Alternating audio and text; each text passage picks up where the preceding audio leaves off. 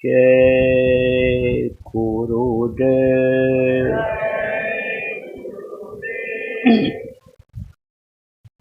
सर्वसमर्थ सर्वत्र स्मरणीय दाता दयाल दीन बंधु कृपा निधान परम पूज्य गुरु जी महाराज,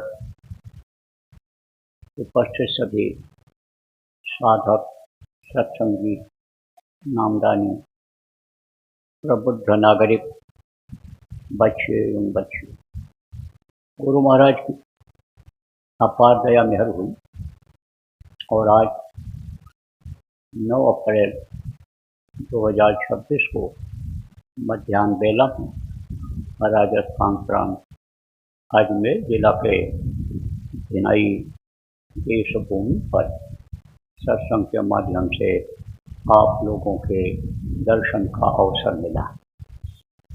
आप लोगों के ऊपर भी प्रभु की दया हुई। संस्कार आपके जगह। संस्कार किसको कहते हैं? जैसे कोई बच्चा कोई धार्मिक आदमी के यहाँ जन्म ले लिया तो उसके ऊपर धर्म की छाप आ जाती है, वो धार्मिक हो जाता है। अपराधी के यहाँ अगर पैदा हो गया तो वो अपराधी में आ जाते हैं। उसमें साथ का असर होता है, माहौल जहाँ का जैसा होता है उसका असर हो जाता है। इसलिए संस्कार जब अच्छे होते हैं तब सत्संग की बातें सुनने को मिलती हैं। कथा भागवत प्रवचन तो आप लोग सुनते रहते हो, जगह जगह पर होता रहता है, लेकिन उसमें और सत्संग में होता है अंतर। क्या अंतर होता है, क्या फर्क होता है? सत्संग में सत्य का संग करने की बात बताई जाती है, वो सत्य है, प्रभु ही सत्य है। और बाकी यह दुनिया और दुनिया की चीज़ें ये झूठी हैं, ये अपने काम आने वाली चीज़ नहीं है। ये जो धन दौलत, रुपया पैसा जमीन जायदाद, ये जो इज्जत प्रतिष्ठा मान है, इसका संबंध किससे है? इसका साथ कब तक है? जब तक ये शरीर है, इसका संबंध इस शरीर से है। लेकिन आप और हम मृत्युलोक में रहते हैं। मृत्युलोक का यह नियम है कि जो पेड़ फलता है वो झड़ता है, जो आग जलती है वो बुझती है, और जो पैदा होता है वो मरता है। तो मरना तो पड़ेगा भाई, एक न एक दिन सबको मरना पड़ेगा। आप अपने घर में देखो लोग मरे होंगे, आप देखो पड़ोस में लोग मरे होंगे।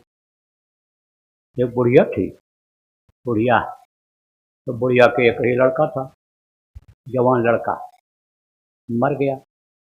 अब बुढ़िया का और कोई सहारा नहीं, और उसका जवान लड़का मर जाए तो कितनी तकलीफ उसको होगी।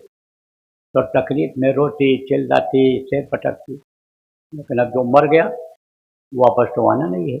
लेकिन प्यार उसका, उसके साथ तो स्वार्थ यानी जुड़ा हुआ था कि इसको हम पालें पोषें बड़ा करें, बुढ़ापे में हमारे ये 2 रोटी का सहारा बनेगा, कमा के लाएगा खिलाएगा या हमारी सेवा करेगा। लेकिन वही लड़का चला गया, दुनिया संसार से मर गया। तो गांव वाले बहुत समझाए, कहें भाई इतना ही दिन का रिश्ता था तुम्हारा और अब वो चला गया, अब तो तुम्हारी सेवा करने आएगा नहीं। तुमने तो उसकी सेवा किया, तुमने तो तन पेट काट करके उसको पढ़ाया लिखाया, योग्य बनाया, उसको उसका टट्टी पेशाब साफ किया, 9 महीने उसको अपने पेट में रख करके पाला। तो तुम्हारा कर्जा अब वो नहीं था, तुम कर्जदार थे, कर्जा खत्म हो गया। तो बुढ़िया के समझ में ना आए, तब लोगों ने सोचा कि भाई क्या किया जाए, कैसे किया जाए। तब बुढ़िया से एक आदमी ने कहा, ये बताओ कि महात्माओं पर तुमको विश्वास है? बुढ़िया ने कहा है, महात्मा कभी झूठ नहीं बोलते हैं, महात्मा किसी को धोखा नहीं देते हैं, महात्माओं पर हमको विश्वास है। तब उसने कहा, देखो वो पहाड़ी के ऊपर महात्मा जी रहते हैं, वहाँ मैं तुमको ले चलता हूँ, तुम उनसे कहो, वो अगर कहें तो तुम्हारा लड़का जिंदा हो सकता है। तब लोगों ने कहा, भाई ये कैसे संभव होगा? अरे बोले, महात्माओं के पास सब उपाय होता है, वो क्या नहीं कर सकते हैं? बुढ़िया को विश्वास दिलाने के लिए यह सब लोगों ने कहा तो बुढ़िया को विश्वास हो गया।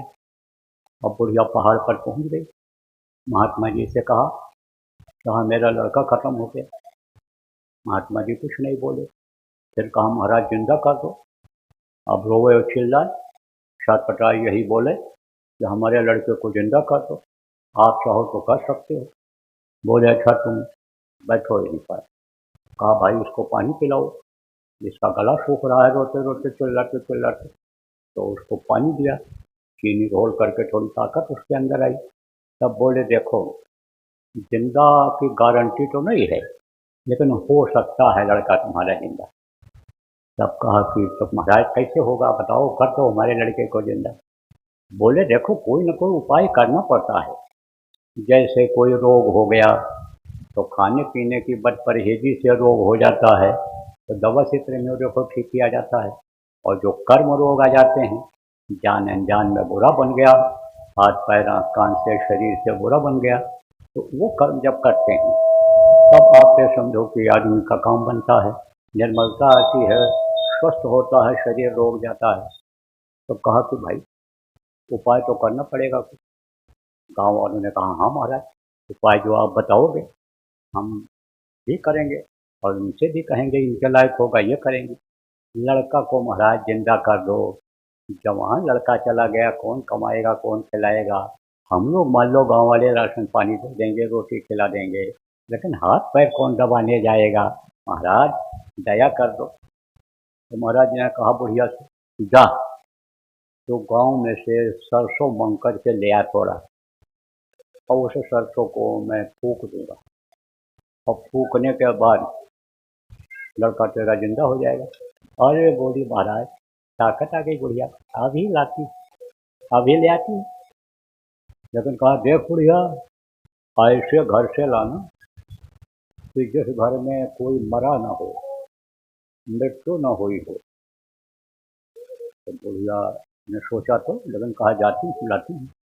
सीधी साधी थी, गांव के लोग सीधे साधे होते हैं, इसीलिए भोले भाव मिले रघुराई, इसीलिए भगवान का लोगों को दर्शन हो जाता है।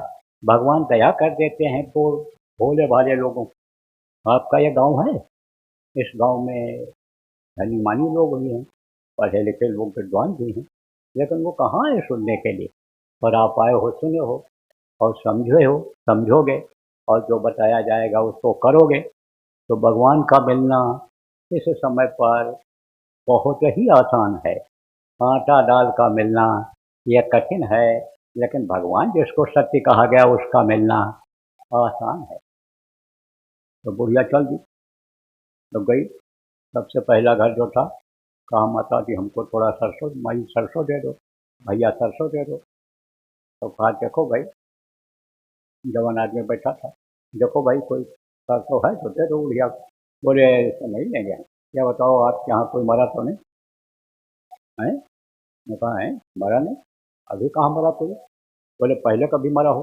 अरे बोले हमारे पिताजी मर गए, हमारी माँ है लेकिन वो विधवा है। तब कहा तो हमको नहीं चाहिए। दूसरे घर में गई तो वहाँ पर औरत निकली, कहा सरसों दे दो थोड़ा सा। तो कहा सरसों तो दे देंगे आपको, लाती। बोले ये बताओ कोई आपके घर में मरा तो नहीं।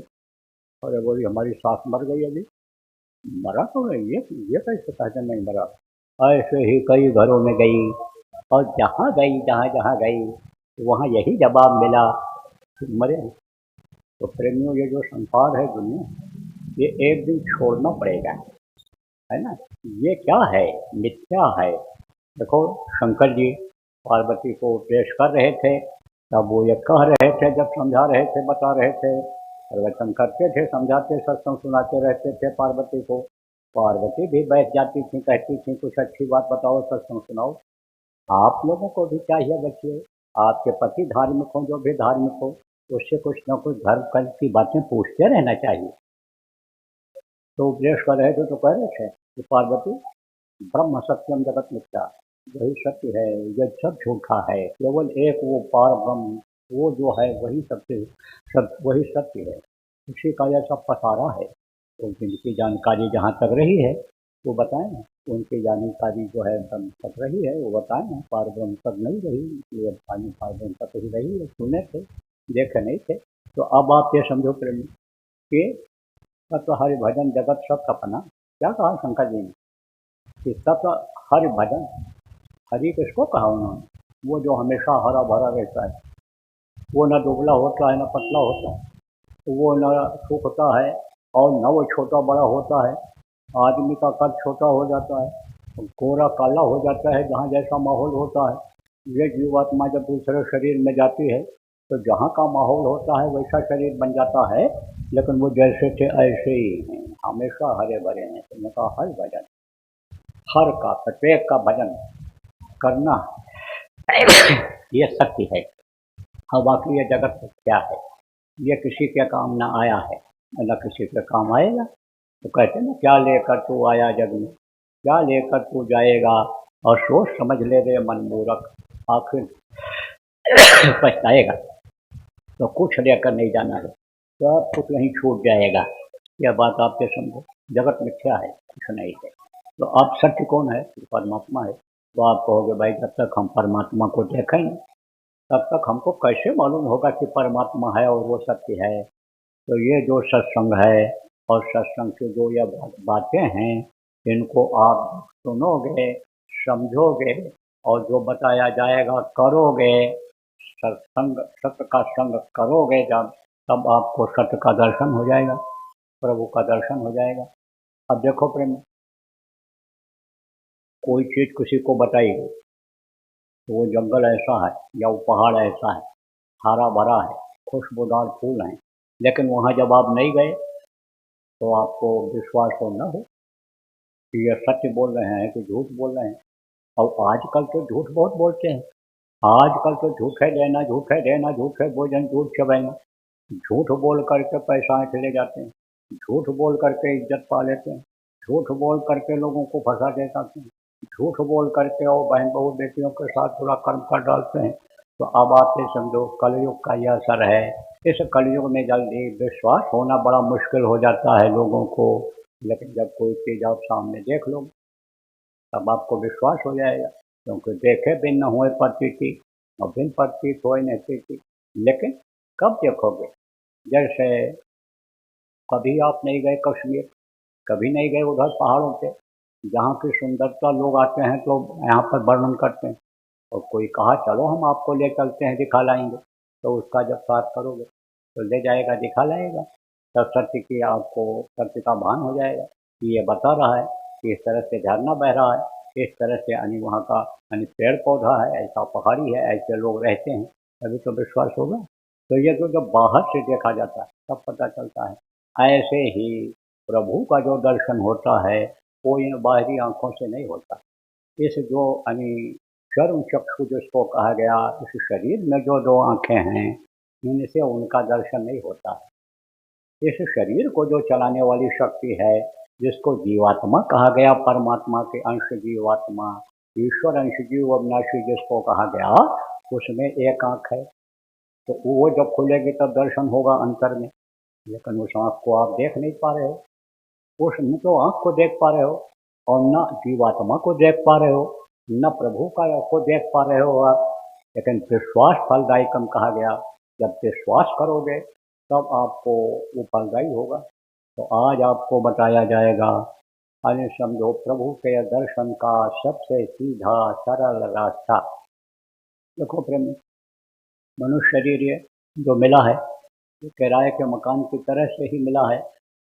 इसको छोड़ करके एक दिन जाना ही पड़ेगा, जैसा मैंने आपको बताया है कि जैसे कोई किराए के घर में रहता है और एक दिन उसको छोड़ करके जाना पड़ता है, ऐसे ही इस मनुष्य शरीर को छोड़ देना पड़ेगा। ये जो घर मकान आप बनाए हो, अटारी ऊंची ऊंची बनाए हुए हो, बंगला बनाए हुए हो, यह सब छोड़ देना पड़ेगा। घर के लोग ही एक दिन जब समय पूरा होगा, 96 करोड़ सांसों की पूंजी हर मानव इंसान को खर्च करने के लिए मिलती है, और जब यह खर्च हो जाएगी तो निकाल दिया जाओ, घर के लोग ही निकाल देंगे इससे। तो ये अपना घर नहीं, अपना घर है कहीं जहाँ जाने के बाद फिर वापस इधर नहीं आना होता है। इस जीवात्मा की मुक्ति हो जाती है। मुक्ति किसको कहते हैं? शमशान घाट पर आप चले जाओ तो देखोगे कहीं कहीं लिखा रहता है मुक्ति धाम, मोक्ष धाम। आप मुर्दा लेकर के जाओ और 2 दिन लग जाए, 3 दिन लग जाए, जलाने में कोई दिक्कत आ जाए तो घर वापस लाते हो? नहीं लाते हो। कहते हो मुक्ति दिला करके ही हम इनको तब वापस जाएंगे। तो जहाँ शरीर पहुँचने के बाद फिर वापस नहीं होता, ये इन आँखों से जो दिखाई पड़ता है मुक्ति धाम है। और एक मुक्ति धाम वो है कि जहाँ ये जीवात्मा निकल करके जब पहुँच जाती है तब इधर जन्मने और मरने के लिए नहीं आती। देखो प्रेमियों, बच्चों और बच्चियों, जन्मते वक्त भी बड़ी तकलीफ होती है। आदमी का बच्चा पैदा होता है तो रोता है, चिल्लाता है, छटपटाता है। जानवरों के भी बच्चे पैदा होते हैं लेकिन तुरंत वो बोल नहीं पाते हैं। और ये जो मांसाहारी कुत्ते, बिल्ली, शेर, ये सब जो बच्चे हैं, उनके बच्चों की आंख 2-3 दिन के बाद खुलती है। और जब आंख खुलती है तब वो बोलना भी 2-3 दिन के बाद शुरू करते हैं। लेकिन पैदा होते समय देखो ऐसे ऐसे छटपटाते हैं, अंदर झिल्ली पड़ी रहती है, ऊपर से बंद रहते हैं ऊपर से, लेकिन हाथ पैर उसमें हिलाते रहते हैं। तकलीफ होती है। और मरते समय भी देखो तकलीफ होती है। कोई मक्खी हो, मच्छर हो, मर रहा हो, देखो छटपट छटपट करके मरता है। कोई जानवर देखो मर रहा हो तो हाथ पैर ऐसे, हाथ तो होता नहीं, पैर ही पैर होता है, पैर पटकता है। पूँछ होती है तो पूँछ पटकता है, और ऐसे मुंह भी पटकता है। बहुत तकलीफ होती है। जन्मत मरद दूसरा तो कोई, तो इससे छुटकारा मिल जाए, जन्मने मरने के लिए न आना पड़े, इस मृत्यु लोक में दोबारा फिर न आना पड़े। आप देखो कि यहाँ बहुत से लोग दुखी हैं। किससे दुख है? बीमारी से दुख है। कुछ लोगों को लड़ाई झगड़ा से दुख है। बीमारी साथ नहीं छोड़ती है, घर में लड़ाई झगड़ा कुछ कुछ लगा रहता है। कुछ लोगों के पास पैसा दौलत सब कुछ होते हुए, घर मकान बढ़िया बना हुआ, गाड़ी घोड़ा, लेकिन उनको शांति नहीं मिल रही है, सुकून नहीं मिल रहा है। आराम से रोटी पानी खा करके और स्वस्थ रह करके सो नहीं पाते हैं। तो ये दुखों का संसार है। यहाँ सुख नाम की कोई चीज़ नहीं है। तो ऐसे जगह पहुँच जाओ जिसको सुख का धाम कहा गया। जिस वहाँ ये जीवात्मा जब पहुँच जाएगी तब वो मुक्ति पा जाएगी, फिर इधर जन्म मरण के लिए नहीं आएगी। तो वो काम क्यों न कर दिया जाए, उस प्रभु को क्यों न पा लिया जाए कि जिसके पास ये आत्मा पहुँचती है, जिसकी यह अंश है, उसके पास क्यों न पहुँच जाया जाए। आप ये समझो प्रेमियों कि वो काम पहले कर लिया जाए कि जिसने ये सारी दुनिया बनाई है, जो सबका पालनहार है, सब सर्जन है, करता है, पालन कर, यानी सबका पालक है। पालक किसको कहते हैं? जो परवरिश करता है, खिलाता पहनाता है, दवा दुआ का ध्यान रखता है, हर चीज़ का ध्यान रखता है, उसको कहते हैं पालक। या पालक है। आप तो कहते हो ये बड़े आदमी हैं, ये इनसे मांगेंगे हमको दे देंगे। यह हमको कोई किसी को देने वाला नहीं है। जिससे आप मांगते हो उसी से वो भी आपको मांग करके देते हैं। वो भी भगवान से ही मांगते रहते हैं। आप ये समझो कि वही सबका सृजनहार है। तो वो जब मिल जाएगा, दुनिया बनाने वाला मिल जाएगा, तो दुनिया की चीज़ों के लिए तरसना पड़ेगा? नहीं तरसना पड़ेगा। तो जो इच्छा तीन ही मनमानी, और हर प्रताप का दुर्लभ नहीं। जिस चीज़ की आदमी इच्छा करता था उसकी वो इच्छा पूरी हो जाती थी। लेकिन समर्पण भाव था। समर्पण भाव किसको कहते हैं? कि जैसे दास बन जाते हैं। दास किसको कहते हैं? जो सेवा करता है उसको दास कहते हैं। तो सेवा जो करता है उसका मालिक जो चाहता है जैसा, वैसा जब वो करता है तो वही सच्चा सेवक कहलाता है। जो वो खिलाता है वो खाता है, जो पहनाता है वो पहनता है, जहाँ वो रखता है वहाँ रहता है, उसके मर्जी से जब चलता है तो उसका वो सेवक बन जाता है। और सेवक बन जाता है तो उसको सब कुछ मिल जाता है। आजकल देखो कोई किसी को कोई चीज़ मिली तो सेवा के द्वारा मिली है, तो सेवक बनना पड़ता है। देखो अनसुईया के अंदर शक्ति कब आई? कि जब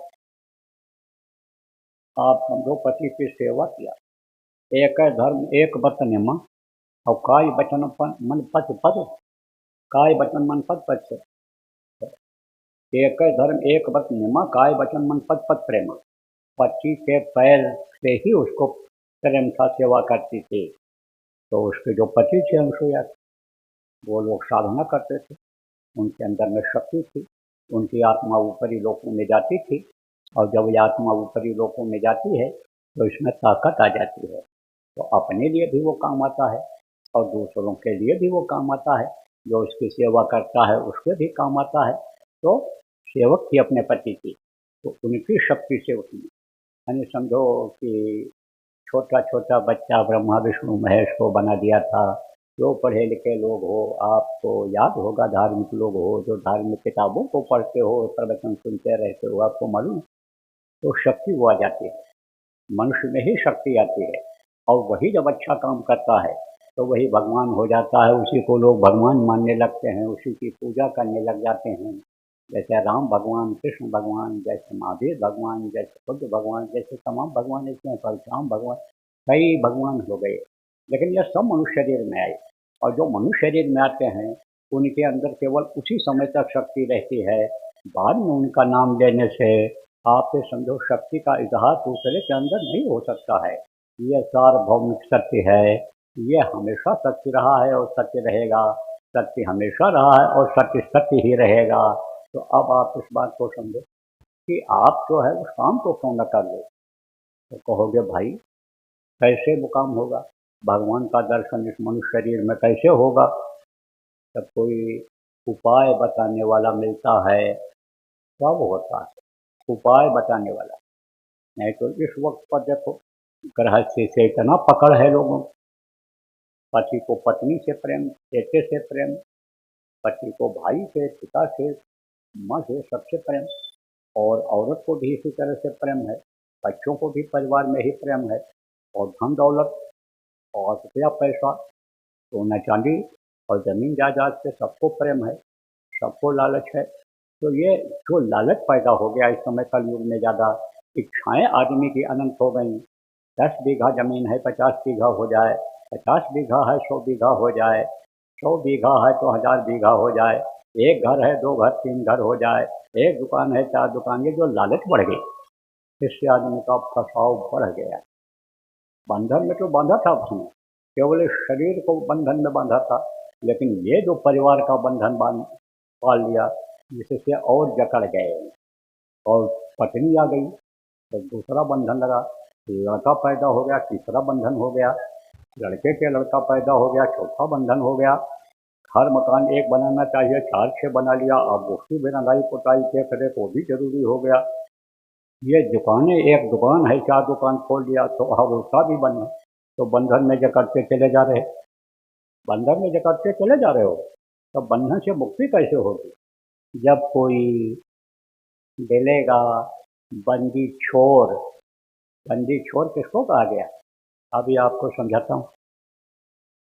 यह महात्माओं की भूमि है, हमेशा यहाँ पर महात्मा रहे, संत रहे। धीरे बदरिया पाप की बरस गई अंगार, और संत न होते जगत में, जल मरता संसार। यह संसार खत्म हो गया होता अगर महात्मा संत इस धरती पर न होते तो। आप देखो कोई महात्मा है वहाँ जहाँ इस समय गोला बंदूक चल रहा है, जहाँ एकदम गड्ढे हो रहे हैं, धरती गड्ढा हो रहा है, जहाँ आग की लपट आप समझो 50-50 फुट ऊपर दिखाई पड़ रही है, जल रहा है। लेकिन भारत देश में महात्मा रहे हैं और आगे भी रहेंगे, तो इसको बचा रहे हैं। तो अब आप इस बात को समझो प्रेमियों कि महात्मा उपदेश किया करते हैं। उपदेश किसको कहते हैं, जैसे यह सत्संग की बातें आपको बताई जा रही हैं, ऐसे कुछ न कुछ जहाँ भी रहते हैं बताते रहते हैं, धर्म कर्म की बातों को बताते रहते हैं। लोगों को बुद्धि सही रहे इसलिए शाकाहारी नशा मुक्त रखते हैं। जो सच्चे महात्मा हैं वो यही काम करते हैं। तो महात्मा जी के शिष्य लोग थे। शिष्य किसको कहते हैं, शिष्य उसको कहते हैं कि जो गुरु के आदेश का पालन कर ले जाए वही सच्चा शिष्य होता है। तो उन्होंने कहा भाई जाओ, अधर्म बढ़ रहा है, धर्म की कमी हो रही है, तो तुम लोग जाओ प्रचार करो। तो तैयार हो गए लोग। एक प्रेमियों, बच्चों और बच्चियों, आप गांव के लोग जो बैठे हो, दिन में कमाते हो, शाम को खाकर भगवान का नाम लेकर सो जाते हो, ऐसे एक गांव का सीधा साधा आदमी वहां पर था। उसने कहा, महाराज मैं तो कुछ पढ़ा लिखा भी नहीं हूँ, और महाराज मुझे कुछ बताने का तो आएगा नहीं, मैं बता नहीं पाऊंगा क्या बताना है, क्या समझाना है लोगों को।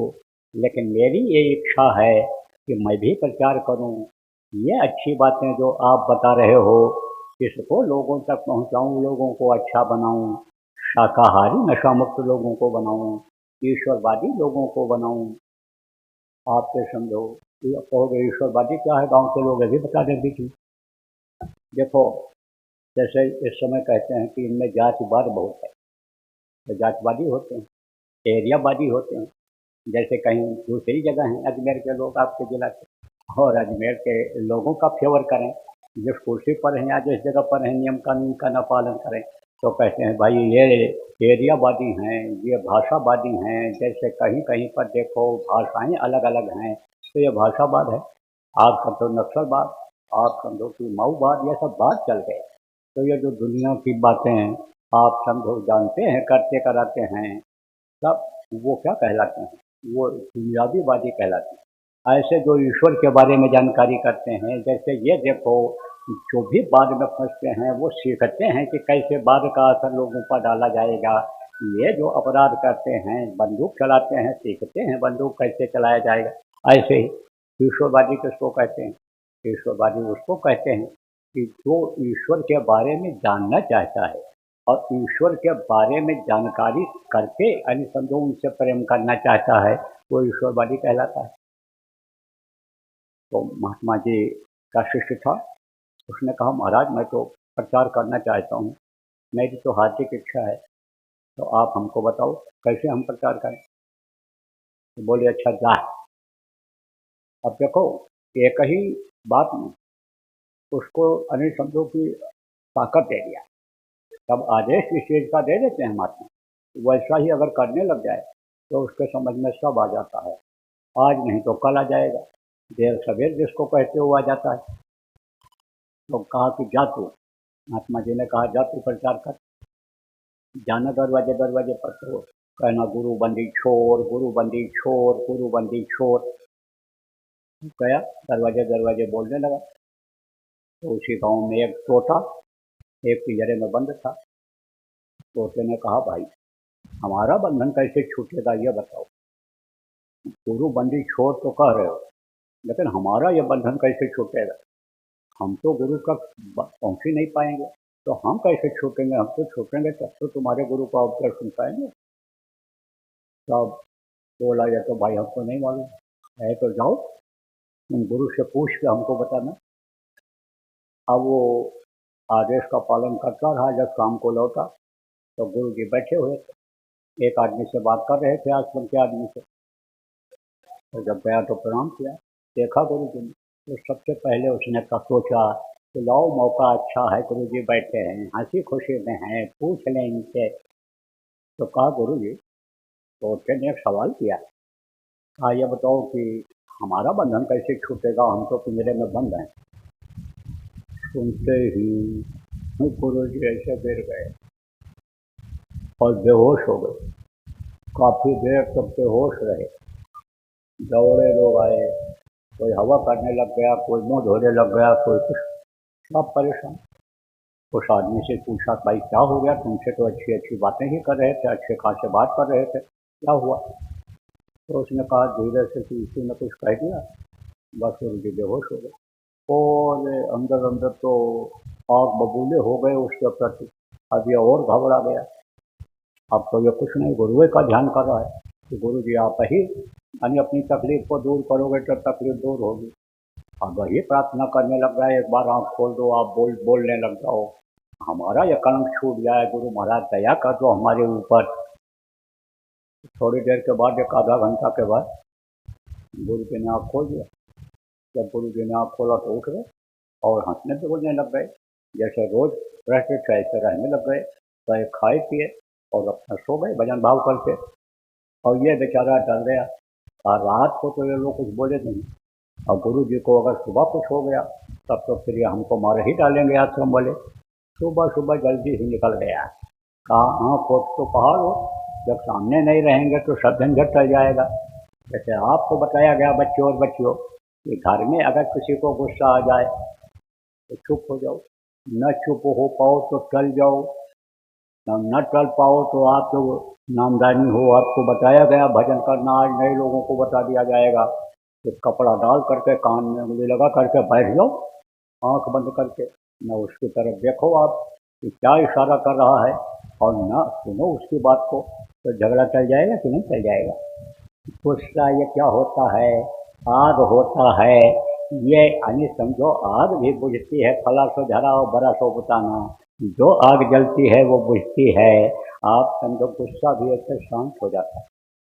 हमने समझाया जब और बहुत चुप हो गई, तो औरत की जो आदत थी बराबर बोलते रहने की थी। कौन सी औरत? वो जो सास कहलाती है। देखो आप तो पुराने लोग जो बराबर सत्संग सुनते रहते हो, सत्संगों में बताया गया है कि स्वभाव जल्दी नहीं छूटता है, और जब वो शरीर छूटता है तो दूसरे शरीर में बंद किया जाता है। अब मान लो कोई भैंसा योनि का जीवात्मा है और उसको आदमी की योनि मिल गई, शरीर मिल गया, तो जैसे भैंसा रगड़ता गुजराता सिंह मारता चलता है, ऐसे आदमी भी ऐठता हुआ चलेगा। मान लो गधा की योनि के ऊपर दया हो गई संत की महात्मा की, और गधा आदमी अगर बन गया तो जैसे गधा जो लपटी मारता है, ऐसे ही आदमी भी आगे मारेगा, पीछे भी मारेगा, ठोकर मारता हुआ चलेगा। मान लो कोई बकरी योनि की जीवात्मा है, तो जैसे बकरी म्या म्या म्या म्या म्या म्या चिल्लाती रहती है, ऐसे औरत भी बोलती रहेगी। तो जब मैंने बताया कि झगड़ा झंझट टल जाएगा, बच्चे जब हमसे शिकायत किया उसने, और हमने बताया, लेकिन जब उनको गुस्सा आवे, जब वो बोलने लग जाए तो तुम कुछ मत बोलो, और ऐसा ही उसने किया। और फिर हमने यह भी बता दिया था कि जब गुस्सा उनका शांत हो जाए तब ले जाना, पानी पिलाना, रोटी के लिए पूछना, फिर तो ऐसा ही उसने किया। फिर वो गुस्से में तो बोली नहीं पीना है पानी, लेकिन बोलते बोलते थक गई थी, कुछ बोल नहीं पा रही थी। तो ऐसे ही गुस्सा शांत हो जाएगा, चाहे बहू को गुस्सा आवे, चाहे सास का गुस्सा आवे। और अगर आप लोग इसको लागू कर ले जाओगे बच्चियों, तो समझ लो कि यही गृहस्थ आश्रम स्वर्ग जैसा हो जाएगा। अगर आप लोग ये फार्मूला लागू कर ले गए कि और कोई आग हो तो आप हो पानी, अगर कोई गुस्सा आवे तो एकदम से बिल्कुल ठंडे पड़ जाओ, नॉर्मल हो जाओ, गर्मी किसी के अंदर बदन में हो तो नॉर्मल हो जाओ, और अगर न बर्दाश्त हो तो चल जाओ, हट जाओ, थोड़े समय के लिए गुस्सा शांत हो जाए तब आओ। तो टल गया वो सुबह ही सुबह कि चल जाएंगे, तो हमेशा गुस्सा रहता नहीं है। कुछ समय के बाद में आदमी गुस्सा नहीं करता है, फिर भूल जाता है उस चीज़ को, सुधारना पर करना चाहिए, कम हो जाता है। देखो तो प्रेम में फिर क्या हुआ बताऊँ आपको। फिर वो चला गया और गया वहाँ उस दरवाजे पर, फिर पहुँचा तो तोते ने कहा भाई पूछे थे? अरे तोते से कहा महाराज जी का, महात्मा जी का शिष्य ने कि भाई तुम तो हमको मरवा दिए होते। ऐसा सवाल तुमने पूछ लिया। मैं पूछा गुरु जी से, तो गुरु जी बेहोश हो गए, गिर गए। काफी समय के बाद उन्होंने आँख खोला, इतना सुनते ही तोता बेहोश हो गया। अब इसने सोचा कि दोहरी आफत आ गई, अब जल्दी से चलो यहाँ से, नहीं कहीं घर वाले ये न सोचें कि इन्होंने ही मार दिया तोते को। अब घर की औरत सुन करके आई कि भाई कौन क्या बोल रहा है दरवाजे पर। तो आई देखी तो और कोई तो था ना, तोते के ऊपर नजर पड़ी तो कहा अरे भाई ये तो तोता लगता है मर गया। अब पिंजरे को उठाया, और पिंजरे को जब उठाया और तोते को हिलाया डुलाया खोल के, तो कुछ नहीं, बेहोश है। बोले तो मर गया। ले गई, दूर उधर छोड़ दिया, और छोड़ करके फिर पिंजरे को लेकर आई, पटक दिया। पिंजरे की कोई कीमत रहती है? कीमत तो तोते की रहती है।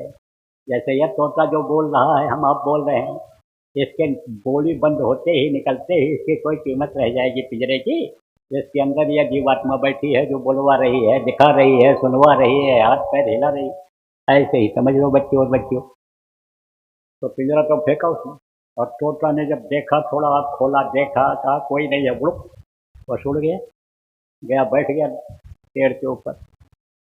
आप तब जब ये वहाँ तब तक पहुँच गए थे ऐसे सामने, कहा देखा तो तुम्हारे गुरु ने मेरा बंधन छुड़ा दिया है, तुम्हारे गुरु ने मेरा बंधन छुड़ा दिया। मैं समझ गया तुम्हारे गुरु बंदी छोड़ हैं, लेकिन हम हमारा बंधन ये नहीं छूट सकता जीवात्मा का। ये हमारा बंधन तो छुड़वा दिया उन्होंने, जो भौतिक बंधन है इससे तो हमको मुक्त कर दिया, लेकिन हमको दोबारा फिर मनुष्य शरीर में आना पड़ेगा। और आपका बंधन छूट सकता है अगर गुरु के बात पर आप विश्वास कर लो, तो आपका जन्मना मरना बंद हो सकता है। अगर आप नहीं है हमेशा के लिए, तो उतने ही देर के लिए समय आप निकाल लो। फिर में कितनी देर के लिए आपको बताएगा ना, कि जब सुमिरन करो तब आप समझो कि दुनिया को भूल जाओ, बेहोशी ले आओ दुनिया की तरफ से। जब ध्यान लगाओ तब बेहोशी ले आओ, जब भजन करो तब आप बेहोशी ले आओ। तो आज जो आपको बताया जाएगा कि भाई ये सत्य है बाकी सब झूठ है, तो वो जो सत्य है वो आपको मिल जाएगा। क्यों? क्योंकि मन जहाँ लगा रहेगा वही चीज़ तो दिखाई पड़ेगा, वही चीज़ तो समझ में आएगी। और मन इधर से जब हट जाएगा उस प्रभु की तरफ लगेगा जिसका नाम लेते हो आप, उसके रूप को जब याद करोगे तो वही रूप आपको दिखाई पड़ जाएगा। तब आपको सत्य का पता चल जाएगा, जो उन्होंने कहा ब्रह्म सत्यम जगत मिथ्या, वो सत्य आपको मिल जाएगा। तो प्रेमियों, एक काम उसी को करोगे तो उसी से आपका सब काम बनेगा। जब तक इस दुनिया संसार में रहोगे तब तक आप सुखी रहोगे, धन पुत्र परिवार में भी बढ़ोतरी होगी, और एक दिन ये जीवात्मा मुक्ति और मोक्ष पा जाएगी, अपने घर अपने पिता अपने परमात्मा के पास पहुंच जाएगी।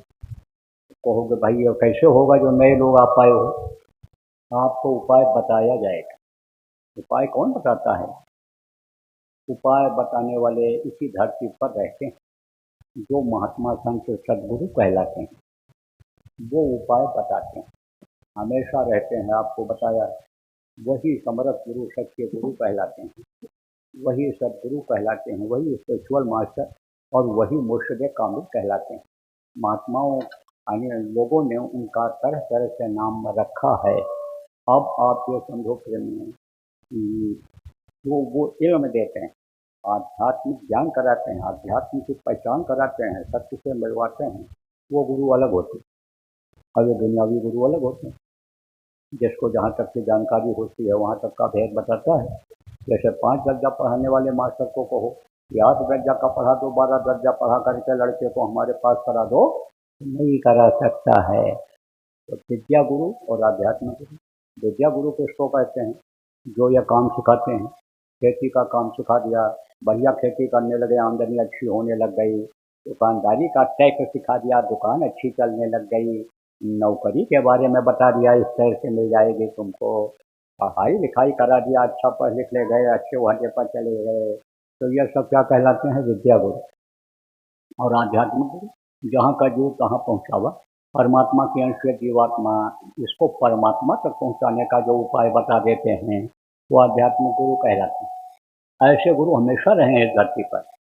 देखो, राम और कृष्ण का नाम आप जानते हो, सब ज़्यादा प्रचलन नाम का इन्हीं के है। इन लोगों ने भी गुरु किया था। विश्वामित्र राम के विद्या गुरु थे, और वशिष्ठ जी आध्यात्मिक गुरु थे। कृष्ण भगवान के संदीपनी जो गुरु, उनके विद्या गुरु थे, और आध्यात्मिक गुरु उनके सुपथ जी थे। तो सब लोगों ने गुरु किया है। दो तरह के गुरु होते हैं। तो आप जो पढ़े लिखे लोग बैठे हुए हो, खेती करते हो, दुकान करते हो, नौकरी करते हो, आपने भी गुरु बनाया, तब आप ये सब करने लग गए, आप सीख गए, जिससे आप रोटी खाते हो, पेट पालते हो, बच्चों की परवरिश करते हो। वो विद्या कहलाती है, विद्या गुरु।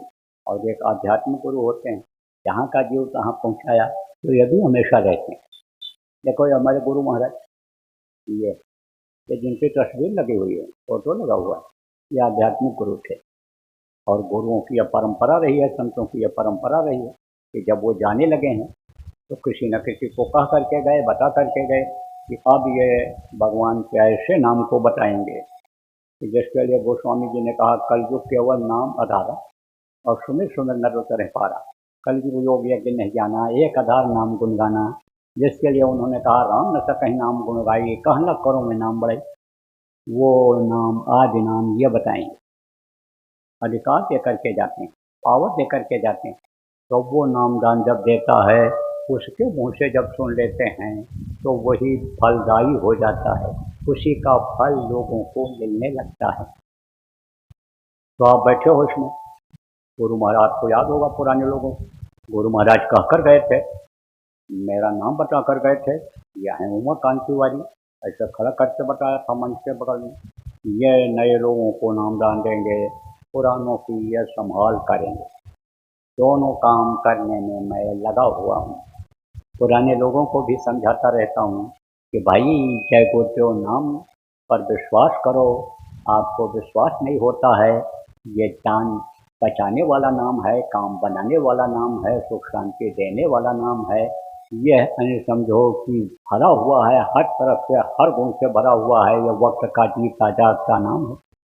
लेकिन आप लोग विश्वास नहीं करते, और विश्वास आप समझो करते भी हो, तो जो बताया जाता है ये तकलीफ आपका दूर करने वाला नाम है, आने वाला यानी खराब समय से बचाने वाला नाम है, वो बराबर याद नहीं रहता है आपको, उसके लिए बताया गया बराबर याद रहे और रट जाए। कहा गया कोटि कोटि मुंजतन कराही और अंत नाम मुख आवत नहीं। देखो कुछ लोगों को मरते समय बहुत तकलीफ होती है, और जो पापी कुकर्मी जीव हैं, जो शरीर से पाप ही करते रहते हैं, जो इंद्रियों के भोग के लिए पाप करके जो सामान इकट्ठा करते हैं, ऐसे लोगों को मरते समय बहुत तकलीफ होती है। तो उस समय पर आप ये समझो प्रेमी कि भगवान का नाम याद नहीं आता, तो वो किसको चिल्लाते हैं? लड़के को, बहू को, पत्नी को, नाती पोता का नाम देते हैं, तो ये बचा पाते हैं? यमराज के दूत आंखों से नहीं देखे जा सकते हैं इन आंखों से। और कोई कहे हमको मार रहे हैं, कूट रहे हैं, झुलसा रहे हैं, जला रहे हैं, तो मरने वाला बहुत सा आदमी से बकता है, उसको वो दिखाई पड़ते हैं। और बगल में जो खड़ा रहता है वो कोई देख नहीं पाता है, तो बचा नहीं पाता है। तभी महात्माओं ने कहा आस पास योद्धा खड़े और सभी बजावें गाल, और महल से हमको ले चलो ऐसो काल करल। वो निकाल लेता है, ले जाता है और सजा देता है, कर्मों के अनुसार नरकों में डाल देता है, मारता काटता है। तो अब आप ये समझो प्रेमी कि रट जाए आपको, इसके लिए नाम धुनी के लिए कहा गया, लोगों को याद हो जाए यह नाम, क्योंकि आगे मुसीबतें बड़ी बड़ी, तबाही बड़ी बड़ी होगी, और तबाही शुरू हो गई आपके पश्चिमी देशों में। अब ये जो अभी सुलह समझौता हुआ है, हमको तो नहीं ये लग रहा है सुलह समझौता होगा, अब तो जगह जगह आग लग गई, अब बुझेगी नहीं, और धुआं निकल रहा है जहाँ से वहाँ आग लग जाएगी। गियर तो फंस गया। गियर जानते हो, गाड़ी पर जो चलते हो चलाते हो, जानते हो गियर क्या होता है? अब कोई गाड़ी का गियर फंस गया, ना आगे लग रहा है ना पीछे लग रहा है, तो गाड़ी खड़ी हो जाती है, ऐसे गियर फंस गया है। अब वो जो लड़ाई है उसका असर भारत पर आएगा। बिजली की कमी, डीजल की कमी, पानी की कमी, हर तरह की कमी हो जाएगी, सारी व्यवस्था अस्त व्यस्त हो जाएगी। बहुत कुछ निर्भर करता है इलेक्ट्रिक सिस्टम जिसको कहते हैं, विद्युत पर, बिजली पर, वो बंद हो जाए तो शहरों में जो 10-10 मंजिल का मकान बनाए और लिफ्ट पर बैठ करके जाते हैं, ऊपर नीचे आते हैं, तो लिफ्ट पर जा पाएंगे? अरे लिफ्ट कहाँ चलेगी। और जो विदेशों में बने 150-150 मंजिल, 200-200 मंजिल के मकान, वहाँ से कैसे उतर पाएंगे? सोचो आप, अगर बच भी गया वो मकान, नहीं भी गिरा, तो आफत तो आएगी, आफत आएगी। आफत से अगर बचाना है लोगों को, तो शाकाहारी नशा मुक्त बनाना है। शाकाहारी का दिल दिमाग बुद्धि अलग रहती है, मांसाहारी की अलग रहती है। आप ये देखो जो देश खत्म हो रहे हैं, ज़्यादातर मांसाहारी हैं, वहाँ शाकाहारी इक्का दुक्का आपको मिलेंगे। तो उनके अंदर क्या है? उनके अंदर रक्त जो है वो कर्म रक्त है, रक्त कर्म है। देखो कुत्ता की एक ही जाति होती है, लेकिन कुत्ता के अंदर मांसाहारी होने की वजह से गर्म खून है, तो कुत्ते को ही देख करके वो कुत्ते को दौड़ा देता है। कहीं भी किसी को दौड़ा सकता है, इतना गुस्सा होता है इनमें। आप समझो शेर है, आप समझो बिल्ली है, बिल्ली भी अपने गाँव में अगर आ जाती है तो जो कमजोर कुत्ते हैं हट जाते हैं उसके सामने, उस पर हमला नहीं करते हैं। तो गर्म होता है इनका खून। तो भाई खून बेमेल हो गया, इसीलिए तो बीमारियां भी बढ़ती चली जा रही हैं। तो इनको शाकाहारी बनाना है, लोगों को समझाना है। और शाकाहारी रह करके जो नाम धुनी बोलेंगे और नाम याद आ जाएगा उस वक्त पर मुसीबत में, और मुँह से जो निकल जाएगा तो आप ये समझो बचत की उम्मीद हो जाएगी। आप कहोगे भाई कैसे बचत होगी, जब सब तरफ आग लगेगी तो बचत कैसे होगी उससे? अरे जैसे विभीषण का घर बच गया ऐसे ही बच जाएंगे, घर आपका बच जाएगा।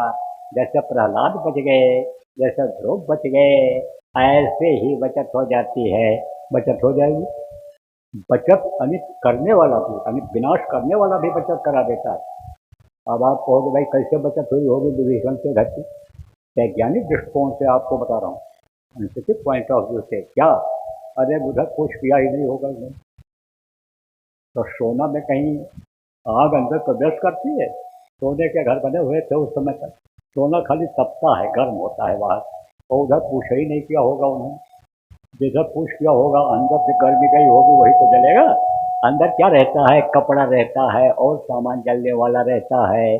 जैसे कोई लोहे का घर बना हुआ हो, धातु जिसको कहते हो, और उसके अंदर कोई सामान रखा हो तो वो तो जल जाएगा जब अंदर में जाएगी आग, लेकिन बाहर से खाली गर्म ही होगा वो।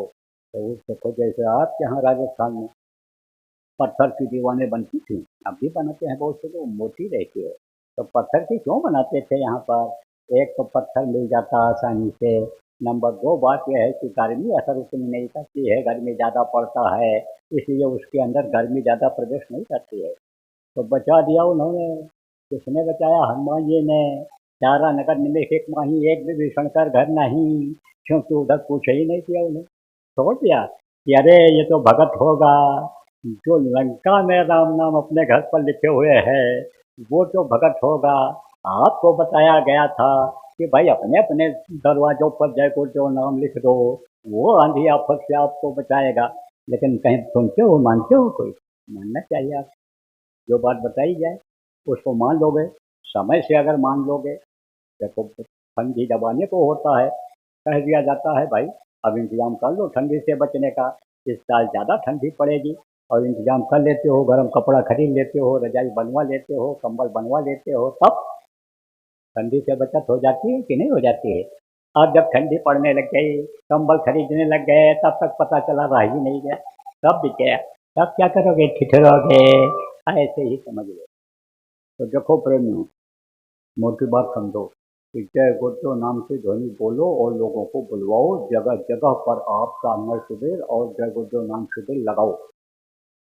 जहाँ दो चार भी सत्संगी हैं, तो धार्मिक लोग हैं इधर राजस्थान में, और जो गरीब जिनको कहते हो आप, उनमें ज़्यादा धार्मिकता है, तो उनको भी बुलाओ। बताया सत्संगियों ने जब कहा गया था कि नाम ध्वनि चालू कर दिया, और गांव के लोगों को बुलाया, मांसाहारियों को भी बुलाया, जो टीचर थे उनको भी बुलाया, और आए जब वो बैठे और बोलने लग गए नाम धुनी, जय गुरुदेव नाम से ध्वनि बोलने लग गए, तो जाते थे फिर आ जाते थे, फिर जाते थे फिर आ जाते थे। 72 घंटे से चलाया उन्होंने 3 दिन की। बोले बहुत बार वो लोग आए और कह रहे हैं बहुत शांति महसूस होती है, बहुत अच्छा लगता है, आप कहीं बाबा आएंगे तो बताना हम भी चलेंगे, ऐसा बोलते हैं। तो जहाँ जहाँ शुरुआत कर दोगे गुरु पर विश्वास करके, वहाँ पर आपका 24 घंटे का ही सही, लेकिन नाम धुनी अखंड हो जाएगी, खंडित नहीं होगा। कोई न कोई बोलने वाला वहाँ पर बैठा ही रहेगा। इसी तरह से जहाँ जहाँ नामदानी है, पहले तो उनको आप लोग नामदान के बारे में खूब बताओ, समझाओ। क्यों? क्योंकि मैं देख रहा हूँ इसमें कुछ औरतें ऐसी हैं, कुछ आदमी भी ऐसे हैं कि यह सोचते हैं कि बाबा के पास चलेंगे तो हमारी तकलीफ दूर हो जाएगी, हमारे बिगड़े काम बन जाएंगे। वो तो इसीलिए आते हैं। और दया कुछ इस तरह गुरु महाराज की रहती है, दया वो आने वाले हर जीव पर बरसाते हैं। कुछ न कुछ फायदा सबको होता है, खाली कोई सत्संगों में से जाता नहीं है। तो इनको बस खाली वहीं तक विश्वास है, वहीं तक विश्वास है, आगे विश्वास नहीं होता है। और ये समझ भी नहीं पाते हैं। ये जो को गाँव के लोग जो अपनी ही भाषा बोलते हैं, वो शुद्ध हिंदी भी नहीं समझ पाते हैं। तो आप जिनको आने समझ में आ रहा है, आप इनको पहले समझाओ। बहुत से पुराने लोग मिल जाते हैं इस तरह के, जो गुरु महाराज के समय के नामदानी हैं, लेकिन नाम नहीं याद है, और नाम याद है तो रूप ठीक से नहीं याद है, तो उनको रूप याद कराओ, नाम याद कराओ। ये दोनों चीज़ें सुमिरन में जरूरी हैं। सुमिरन सिखाओ, ध्यान सिखाओ, भजन सिखाओ। एक दिन चाहो आप यही करो। 3 दिन की साधना शिविर जहाँ लगानी है बुला लो, 4 दिन के लिए उनको बुला लो लोगों को। एक दिन तो आप नामदानियों को यही सब बताओ, सिखाओ। उसके बाद दूसरे दिन से साधना शिविर लगाओ, ये चालू करो। तो साधना शिविर लगाने के लिए कहा जा रहा है, लगवाने के लिए कहा जा रहा है। देखो प्रेमियों, भंडारा यहाँ चल रहा है, आप लोगों को प्रसाद मिलेगा। जो जो थोड़ा बहुत प्रसाद मिल जाए आपको ले लेना। अब आप समझो कि इसमें बना कोई रहा है, दोनों पत्थर कोई ले आया, राशन पानी कोई ले आया, पानी की व्यवस्था कोई कर दिया, सबको फल मिलेगा, सबको फल मिलता है। करने वाले को, कराने वाले को, अच्छा काम करने वाले, अच्छा कराने वाले, सबको लाभ मिलता है। जैसे कहीं किसी को, किसी का किसी ने कत्ल कर दिया, तो कत्ल करने वाले को तो सजा मिलती ही है, लेकिन जो बंदूक ला करके दिया, जो रेकी करके बताया भाई ऐसे निकलेगा घर से, इतने बजे जाता है, यहाँ अंधेरा रहता है, यहाँ बैठोगे तो मारोगे, तो सबको सजा मिलती है कि नहीं मिलती है? सबको सजा मिलती है, सब पकड़े जाते हैं। ऐसे अच्छा काम करने के लिए जो भी मदद करते हैं सबका फायदा होता है। तो इसको आप करो और कराओ, ये 2 चीज़ इस समय जरूरी है। इसी से आगे आने वाले तकलीफों में राहत मिलेगा। देखो बच्चों और बच्चियों, आप समझो गांव के लोग, आपको सरल भाषा में समझाता हूँ।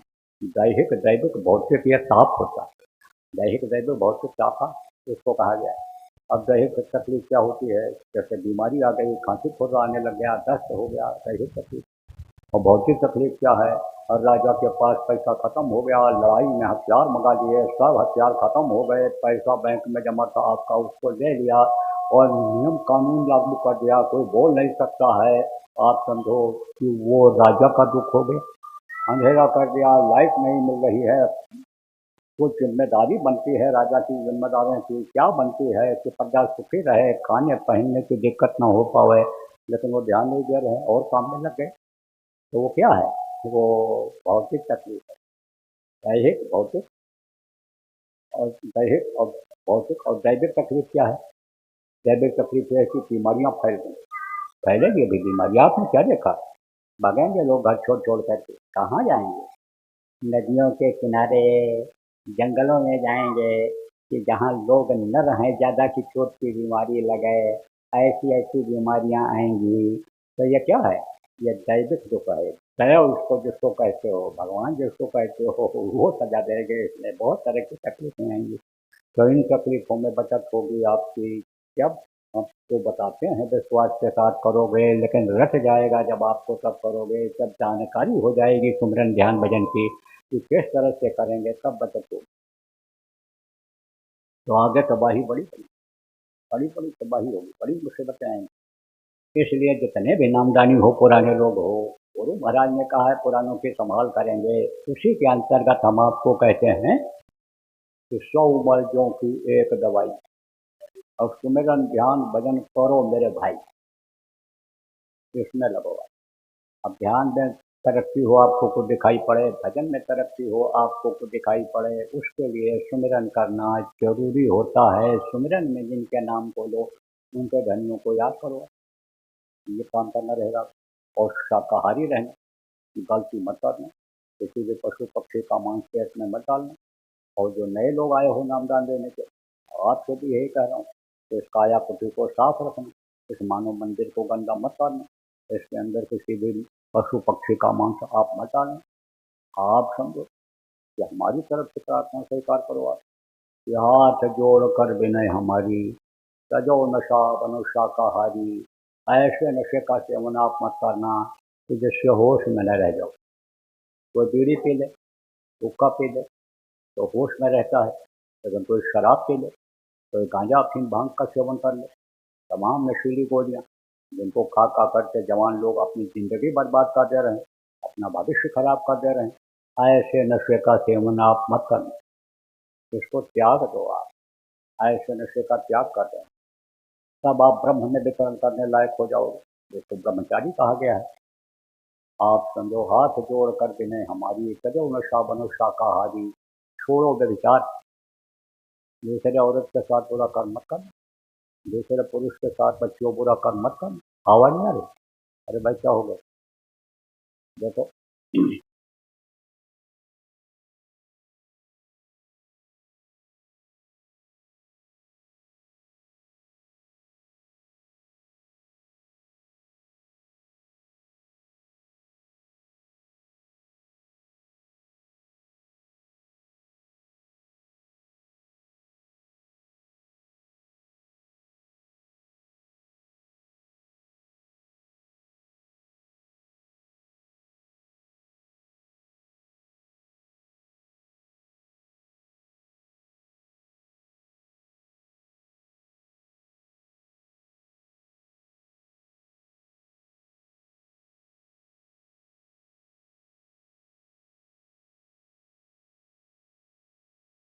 कि जैसे कह दिया जाए भाई कि आग में जल जाओगे हाथ जल जाएगा, आग में हाथ मत डालना। जैसे कह दिया जाता है कि भाई कुएं को बचा देना, जैसे ये बताया जाता है कि सींग वाला जानवर है दूर रहना, कम से कम 30 कदम दूर रहना, नहीं तो मार सकता है। दांत वाला जानवर है उससे दूर रहना, कि नहीं तो दौड़ करके काटेगा आपको, मांस को खाने वाला। यानी समझो देख पाता है, जब उसको भूख लगती है कोई भी ले जाए काट लेता है। तो कुछ कर देखो, बच्चों को काट देते हैं। तो ऐसे ही जो चीज़ बताई जाए उसको अगर आप याद रखोगे तब तो बचत रहेगी, भूल जाओगे तो फिर पछताओगे, आया अवसर निकल जाएगा। समझ। तो गुरु महाराज का दूसरा आदेश था कि नए लोगों को नामदान देंगे, तो दूंगा आपको नामदान। अब उसके लिए ना आपको घर छोड़ना है, ना जमीन जायदाद छोड़ना है, ना आपको बाल बच्चों को छोड़ना है। गृहस्थ आश्रम में जहाँ आप रहते हो वहीं पर रहो, आपको कुछ नहीं। आपको समझो जहाँ खाते हो शाकाहारी भोजन वहीं खाना, जहाँ लड़का लड़की का ब्याह करते हो वहीं करना। ये ज़रूर कहता हूँ बड़े हो जाएं बच्चे, कुछ कमाने लगें, तो फिर उनका ब्याह आप कर दो, उनकी शादी कर दो। कमाना जरूरी है, पढ़ लिख करके या जवान होकर के कुछ न करें तब शादी मत करना, क्योंकि खर्चा दूसरे दिन से ही शुरू हो जाता है। तब झगड़ा होता है, कभी तलाक के मुकदमे चालू होते हैं, कभी दहेज के मुकदमे में घर भर को बंद होना पड़ता है। इसलिए इस चीज़ का ध्यान रखना। ऐसे बच्चियां हैं, क्योंकि उम्र ऐसी होती है कि वो उस उम्र में आदमी और लड़की ये सोचने लगता है, लड़के लड़कियां सोचने लगते हैं कि अब हमको गृहस्थी अपनी बसानी चाहिए, अब हमको वो सुविधा मिलनी चाहिए जो उसकी ज़रूरत है। इस चीज़ के लिए आप ध्यान रखें, देख लें कि अच्छा घर है, हमारी लड़की का निर्वाह हो जाएगा, इसलिए हम शादी ब्याह कर रहे हैं। उस फर्ज को अदा कर ले जाएगा, उसके काबिल है कि नहीं है, रोटी बना के खिला ले जाएगा, इस रोटी कमा करके खिला ले जाएगा। आप ये समझो कि इसकी इच्छाओं की पूर्ति कर ले जाएगा, उस लड़के के साथ लड़की की शादी कर दी। ऐसे देख लो कि बहू हमारी जो घर में आएगी अच्छी है, सेट हो जाएगी, नहीं सेट हो पाएगी, बहुत बड़े आदमियों की लड़की तो नहीं है। लड़का हमारा पढ़ लिख ले गया है, सुंदर है, सुडौल है, वो कर दे रहे हैं होनहार समझ करके, लेकिन निभ पाएगा कि नहीं निभ पाएगा ये देख लो। लालच में दहेज से मत पड़ना। दहेज मिल जाएगा, गाड़ी मिल जाएगी, पैसे के बदौलत गाड़ी पर बैठ कर चलने लग जाएंगे, हमको सम्मान मिलेगा, इज्जत मिलेगी, जहाँ जाएंगे लोग प्रणाम सलाम करेंगे, कुर्सी देंगे। इस चक्कर में मत पड़ना, नहीं तो पहुँचते ही कोई चूल्हा कर देगी घर में अलग से, यानी सब रोटी पकने लग जाएगी। जो उम्मीद है लड़के से वो उम्मीद तुम्हारी खत्म हो जाएगी। ये सब देखो बातें जरूरी हैं, जो जानना जरूरी है, तभी सुख रहेगा, घर में शांति रहेगी, नहीं तो यही गृहस्थ आश्रम नर्क जैसा हो जाएगा। घर बनाना है आपको बना लो, पूछने की जरूरत नहीं हमसे, लेकिन नया घर बनाओ। और समझो उस घर में अगर तकलीफ रहती है, जिस घर में रहते हो, तो दूसरी जगह कहीं बना लो, खेत में बना लो अपने। पैसा है तो कहीं देख लो जहाँ लोग सुखी रहते हैं, कुछ जगहें अच्छी नहीं होती हैं, तो ये सब आप देख लो। बहुत से लोग बेईमान निकल जाते हैं। कौन? जमीन बेचने वाले सरकारी जमीन को बेच देते हैं। बहुत से लोग एक ही प्लाट को कई लोगों के नाम बेच देते हैं, तब कागज पत्र देख करके तब खरीद लो। देखो, मुंडन करवा लो आप, बच्चे का मुंडन करवाना है, कोई भी बुजुर्ग हो घर में, पड़ोस में कोई बुजुर्ग हो, बूढ़ा, उसी से बाल कटवा दो और फिर नाई से अपना खिलवा दो, या जैसा चाहो जो आपके यहाँ रिवाज हो वो कर दो। आप समझो नाम रखवाना है तो उसी से नाम रखवा लो। क्योंकि वो सब समझता है। आप तो चाहोगे कि आजकल जो नाम पड़ रहा है वो नाम होना चाहिए और वही बाबा रखेंगे, तो हमसे नाम रखवाते हो? और हम अगर कोई नाम रख दे देवी देवता भगवान के नाम पर, तो मुँह सिकुड़ जाता है। ये कैसा नाम बाबा रख दिए? अब ये लक्ष्मी रख दिया, सीता रख दिया, सती रख दिया, अनुसुईया रख दिया, सावित्री रख दिया, ये कैसा नाम रख दिया? ये तो बड़ा पुराना नाम हो गया। तो तुम बूढ़े बुजुर्ग से नाम रखवा दोगे तो तुम कुछ भी कहो टोल मरोड़ के, लेकिन बुढ़ा तो उसी नाम से पुकारेगा, उसी नाम से पुकारेगा। उसका संस्कार अच्छा बनेगा, उसका संस्कार अच्छा बनता है बच्चे का। तो नाम रखवा लो आप। जो भी काम है, मुंडन है, सिद्धन है, जो भी काम है सब आप करवा लो, तो भी है उस काम में पूछने की जरूरत आपको नहीं है। लेकिन इन सब कामों में जो भी गृहस्थी का काम है, आप 24 घंटे में से 21 घंटा समय ले लो करने के लिए, इन कामों को करने के लिए 3 घंटा समय हमको दे दो।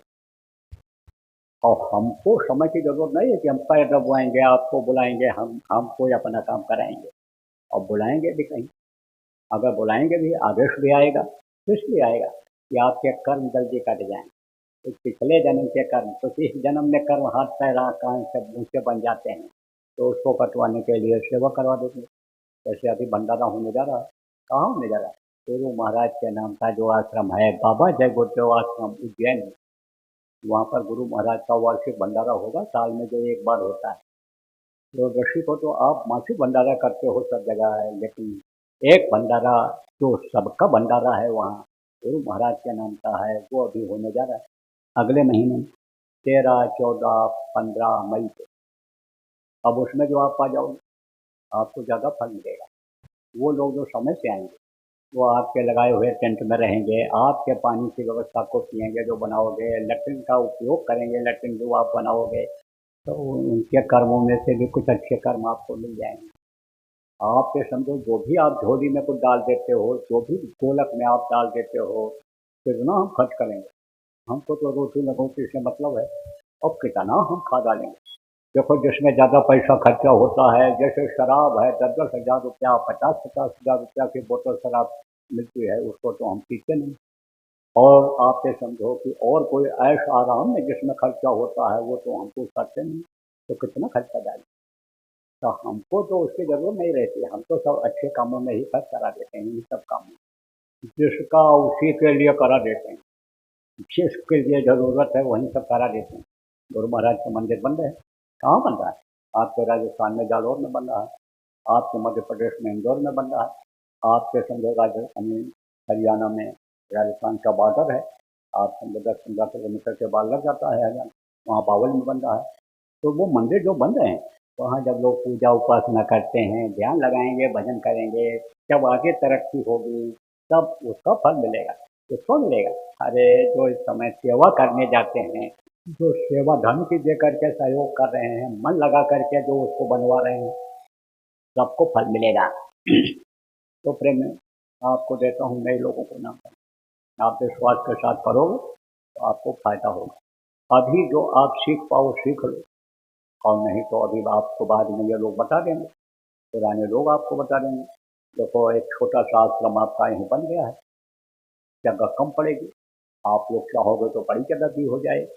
हमको यह विश्वास है गुरु महाराज के ऊपर कि जब जहाँ जिस चीज़ की जरूरत पड़ेगी वहाँ तो सब हो जाएगा। एक से एक निकल आएंगे, करने वाले, कराने वाले, व्यवस्था बनाने वाले, ये तो हमको विश्वास है। तो एक छोटा सा आश्रम है आपका यहाँ पर, यहीं थोड़ी दूर है, गांव से निकलो कैसे है आपके बाएं हाथ की तरफ, घर से जब जाओगे अजमेर की तरफ, तो वहाँ पर साप्ताहिक सत्संग होता होगा। नहीं होता है तो शुरू कर, हर इतवार को इकट्ठा होने लग जाओ, गुरुवार को इकट्ठा हो जाओ, जब भी जहाँ चाहो जैसे चाहो। गाँव बड़ा है, सब लोग वहाँ नहीं पहुँच सकते हो, तो और दूसरी जगह तीसरी जगह भी ऐसे कर लो। तो वहाँ पर जब पुराने लोग से आप मिलोगे, नए लोग जाओगे, तो ये आपको पूरा समझा देंगे तो सिमरन कैसे करेंगे, ध्यान कैसे करेंगे, भजन कैसे करेंगे, नाम रूप स्थान आवाज, ये सब जो मैं भी आपको बताऊंगा, ये बता देंगे आपको। और जो पढ़े लिखे नहीं हो उनको रटा भी देंगे, उनको माताओं को जो यहाँ इसमें बैठी होंगी बुद्धि लोग जो कुछ नहीं पढ़े हैं, उनको ये बचना सब रटा देंगे, याद करा देंगे। तो देखो प्रेमियों, जिसका नाम होता है, उसका रूप होता है, उसका स्थान होता है, उसकी होती है आवाज़। तो ये जैसे आपका नाम है और आपका रूप ये प्यारा है, और आप कहीं रहते हो, आपका स्थान है, और आपके मुंह से जो आवाज़ निकलती है आपकी आवाज़ है। इसी तरह से इस समय पर 5 धनी हैं। इनका नाम है, इनका रूप है, इनका स्थान है, इनकी है आवाज़। तो वो मैं अभी आपको बताऊंगा, रटाऊंगा, याद कराऊंगा। यह 5 नाम कोई नया नाम नहीं है। इसी नाम को जपने से, इसी नाम को याद करने से लोग भवसागर से पार हुए हैं। भवसागर किसको कहते हैं? जहाँ पर हंसते हो, रोते हो, खाते हो, टट्टी करते आते हो, रोज कमाते हो, रोज खाते हो, जहाँ हंसते हो, रोने लगते हो, जहाँ पैदा होते हो, मरते हो, यही है भवसागर। फिर इस भवसागर में तो तकलीफ झेलने के लिए, डूबने उतरने के लिए नहीं आए हैं जो 5 नाम का सुमिरन करे। और कहें संत का बहुत से तरह जो भवसागर से पार हो गए। तो ये 5 नाम वो मैं भी आपको रटाऊंगा, याद कराऊँ। जितना भी आप याद कर सको याद कर लो। जो न याद हो पावे उसका लिखा हुआ कागज यहीं आपको सत्संग के बाद मिल जाएगा। भीड़ ज़्यादा है, न मिल पावे तो आप पुराने लोगों से पूछ लेना, पूछ करके लिख लेना, और जब याद हो जाए तो कागज को फाड़ करके कहीं सुनसान जगह पर फेंक देना। बताना मत किसी को। अगर आप बता दोगे तो उसका कोई फायदा होने वाला नहीं है, और यह नाराज हो गए तो नुकसान हो जाएगा। इसलिए बताना मत किसी को, फायदा नहीं होगा उसका। क्यों? क्योंकि जिसको महापुरुष कहकर जाते हैं कि ये नामदान देंगे, उसके मुंह से सुनना जरूरी होता है, उसी में पावर होती है। अब पढ़े लिखे बुद्धिजीवी लोग जो बैठे हो, आपको बताता हूँ पावर किसको कहते हैं। शक्ति, ताकत। जैसे आपका अजमेर है, अजमेर में ऑफिस है, दफ्तर, किसी भी दफ्तर में चले जाओ तो वहाँ आपको चपरासी मिलेगा, वहाँ आपको बाबू लोग मिलेंगे। अब किसी बाबू से, चपरासी से, किसी भी कर्मचारी से कहो आप तो साहब को थप्पड़ मारो, तो कोई मारेगा? नहीं मारेगा। और साहब ने कह दिया इसको थप्पड़ मारो तो गाल लाल हो जाएगा, थप्पड़ जब पड़ने लगेगा खाल उजड़ जाएगी। जो बात आपने कहा वही बात साहब ने कहा, आपकी बातों का असर नहीं हुआ और साहब की बात का असर हो गया। ऐसी बात को समझिए। आप किसी को मत बताना। नंबर 1 बात यह रट लो, याद कर लो। नंबर 2 बात क्या रटना याद करना है यह भी आपको बताता हूँ। सुमिरन कहते हैं माला जपने को, ध्यान कहते हैं आंख से देखने को, भजन कहते हैं कान से सुनने को। अभी आपको समझाऊंगा, बताऊंगा, थोड़ी देर करा भी दूंगा। तो जब आप आंख बंद करोगे और ध्यान लगाओगे और मन को रोक ले जाओगे, तब आपको ऊपर के लोगों की चीजें दिखाई पड़ेंगी। जैसे ये मृत लोक है, ऐसे बहुत से लोग हैं। ये सूर्य लोक, चंद्र लोक, तारामंडल, ये 33 करोड़ दुर्गा, 10 करोड़ शंभु शुरू में बनाए गए थे। इनके सबसे लोक हैं, स्थान है। आप समझो ब्रह्मा लोक, विष्णु लोक, शिव लोक है। आप समझो कि इनकी माँ आद्या महाशक्ति का लोक है, ईश्वर लोक है, ब्रह्म पार्व, बहुत से लोक। तो ये जीवात्मा निकलेगी, जहाँ बैठी है वहीं से शरीर को चलाती है, ऊपरी लोकों में जाएगी तो ऊपर का आनंद पाएगी। ये जब देखेगी खुश हो जाएगी, और बढ़िया आवाज़ जब सुनेगी या मस्त हो जाएगी। तो जो भी आपको सुनाई पड़ेगा उसको अगर आप बता दोगे, दिखाई पड़ेगा उसको अगर आप बता दोगे दूसरों को तो बंद हो जाएगा, तो दिखाई सुनाई नहीं पड़ेगा। तब फिर रोओगे जैसे मीरा रोती थी, रात दिन मोहिनी न नावे भाव अन्न पानी, अन्न पानी सब छोड़ देती थी और कभी कभी मैं पागल की तरह घूमती थी। रात को दिन में घूमती रहती थी। तो कोई हमारी तकलीफ दूर करते, कोई ऐसा बैठ मिल जाए सतगुरु बैठ जो हमको प्रभु से मिला दे। इसलिए हटाना मत बच्चों और बच्चियों। और गांव के सीधे साधे लोग आप करोगे तो आपको जल्दी मिलेगा, क्योंकि भोले भाव मिलेगा थोड़ा कहा, इसलिए आपको जल्दी मिलेगा। तो बताना मत किसी को। जो कुछ भी दिखाई पड़े या सुनाई पड़े किसी को भी बताना नहीं है। और ये नाम जो मैं बोलूँगा, बताऊँगा, इसको भी किसी को बताना नहीं है। तो अब आप ये समझो प्रेमी। कि आपको ये 3 चीज़ बताया, सुमिरन, ध्यान और भजन। 3 चीज़ आप और समझ लो। अब वो क्या है 3 चीज़? 3 आँख, 3 कान और 3 नाक। नहीं लोग कहोगे भाई ये कैसे? 2 आँखें या बाहर, इससे बाहर की चीज़ दिखाई पड़ती है। एक आँख अंदर जीवात्मा में है। जीवात्मा जो है शरीर को चलाती है। हाथ पैर आँख कान उसी के ताकत से चलता है। इसके अंदर में 10 प्रकार के प्राण हैं, जीवात्मा के ताकत से ही चलते हैं। इसके अंदर 72,000 नाड़ियाँ हैं, नसें लाखों की संख्या में। खट चक्र जिसको कहा गया वो चक्र कमल उसी की ताकत से चलते हैं।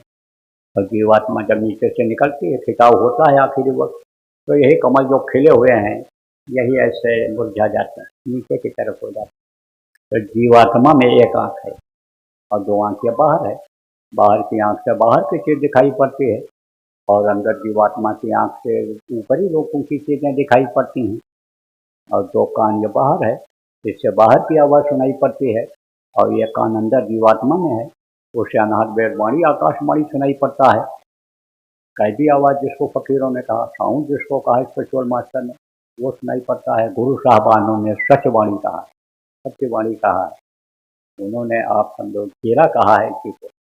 तो ये आवाज़ अंदर में जब आपके अंदर अंदर का कान खोलेगा तब मिलेगी आवाज़, तब वो सुनाई पड़ेगी। आप कहोगे भाई अंदर आँख है तो उससे दिखाई तो नहीं पड़ता, कान है उससे दिखाई तो नहीं पड़ता है, क्योंकि पर्दा लग गया है, मैल जमा हो गई है। किस चीज़ की मैल जमा हो गई? कर्मों की।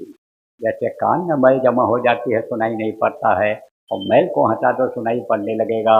जैसे आँख में पर्दा आ जाता है, मोतियाबिंद हो जाता है, जाला पड़ जाता है, उसको हटा देते हो तो दिखाई पड़ने लगता है। जब तक वो रहता है नहीं दिखाई पड़ता है। ऐसे ही कर्मों की मैल जमा है, वो हटेगी जब बराबर अभ्यास करोगे, बराबर आप ध्यान लगाओगे, भजन करोगे, तो बताना मत किसी को। जो कुछ भी दिखाई पड़े सुनाई पड़े बताना नहीं। मैं आपको बता रहा था कि 3 आँख, 3 कान और 3 नाक है। एक सूर्य के बाईं तरफ यह है और यह के दाहिनी तरफ है, यह है नाक। यही शरीर को चलाता है, बाहर से हवा ले करके और अंदर प्राणों को देता है, और प्राण ही शरीर को चलाते हैं। 10 प्रकार के हैं, 10 जगह पर वो बैठे हुए हैं, वो अपना काम करते रहते हैं, लेकिन हवा बाहर से उनको मिलती है। तो एक बार में एक नाक के सुराख से अच्छी हवा जाती है, दूसरे नाक के सुराख से गर्म हवा और गंदी हवा निकलती है। ये अपना काम बराबर करते रहते हैं और यह बदलते रहते हैं अपना। कभी दाहिने नाक से गर्म हवा निकलेगी, कभी बाएं से निकलेगी, ये अपना काम करते रहते हैं।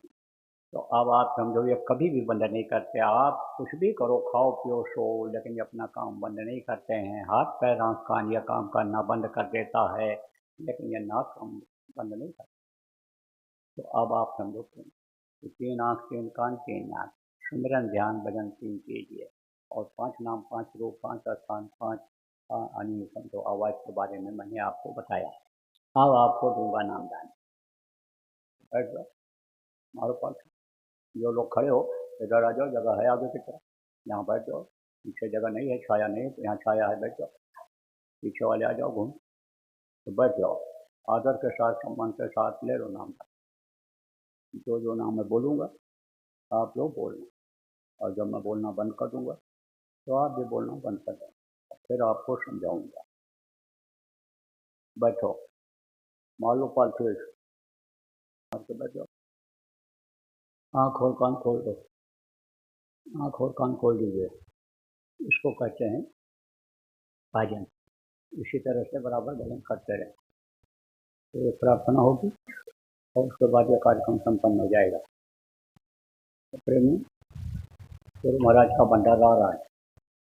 इस भंडारे में आप हमारी तरफ से जो नहीं भी आए उनको भी निमंत्रण दे देना, और आपको निमंत्रण मैं दे रहा हूँ। आप सब लोग वहाँ आइए और प्रसाद वहाँ बटेगा। गुरु महाराज अपने हाथों से दीजिए और आने वाले खराब समय के बारे में जानकारी कीजिए, कैसे बचा जाएगा, क्या किया जाएगा, वहाँ उस विस्तार में बताया जाएगा आपको। तो बोलो जय गुरुदेव।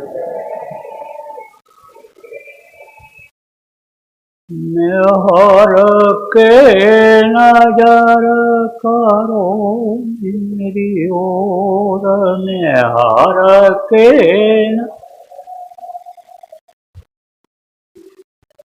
दया के नजर करो मेरी ओर, दया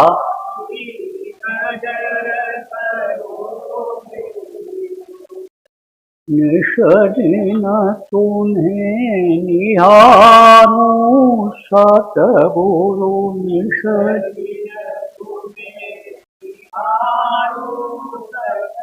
जैसे चंद्र चकोर, दया के नजर करो मेरी ओर, दया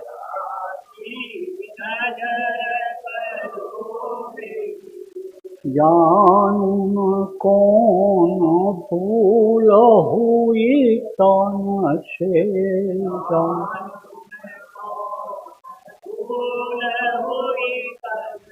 दियो हमसे मुख मोड़ लियो, दया के नजर करो मेरी ओर, दया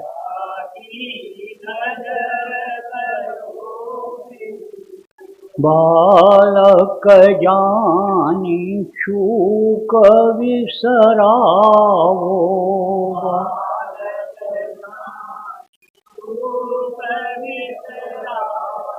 आया शरण अब मैं तोर,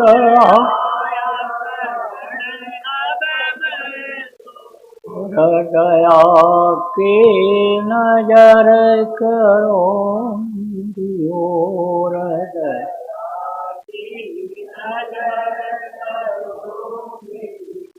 सदा दयालु स्वभाव तुम्हारा,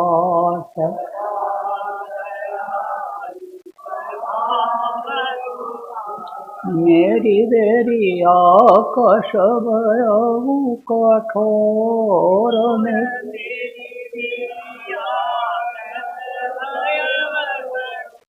दया के नजर करो मेरी ओर, दया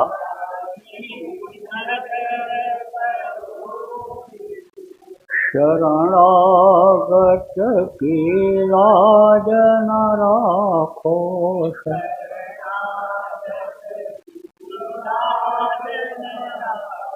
मूसु पतित अब जाए कहीं और,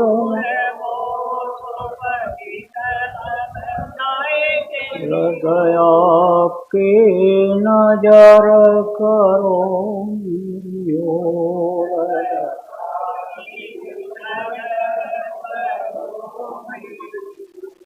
अब की बार उबार ले वजोया,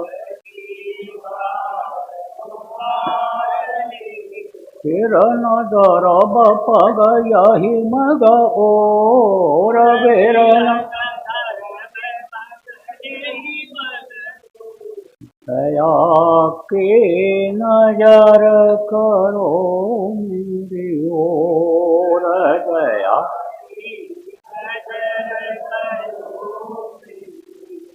निहार के नजर करो मेरी ओर,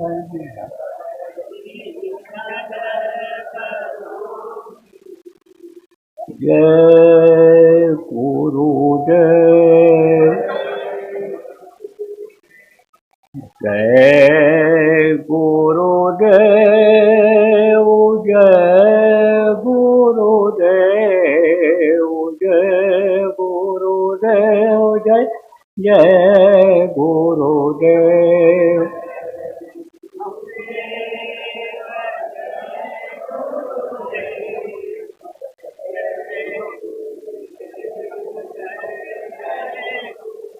जय गुरुदेव,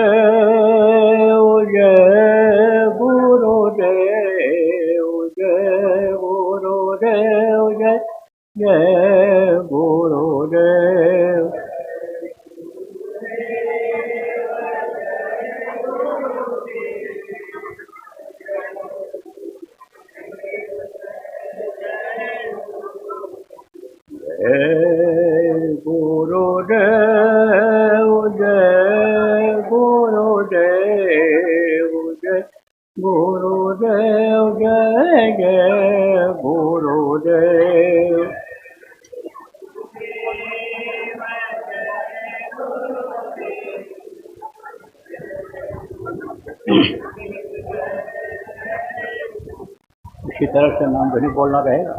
सुबह तो आप अगर घर में 1 घंटा बोलोगे और बुलवाओगे परिवार वालों को, तो इसी से बहुत सी तकलीफें आपको दूर होती दिखाई पड़ेंगी। बोलो जय गुरुदेव।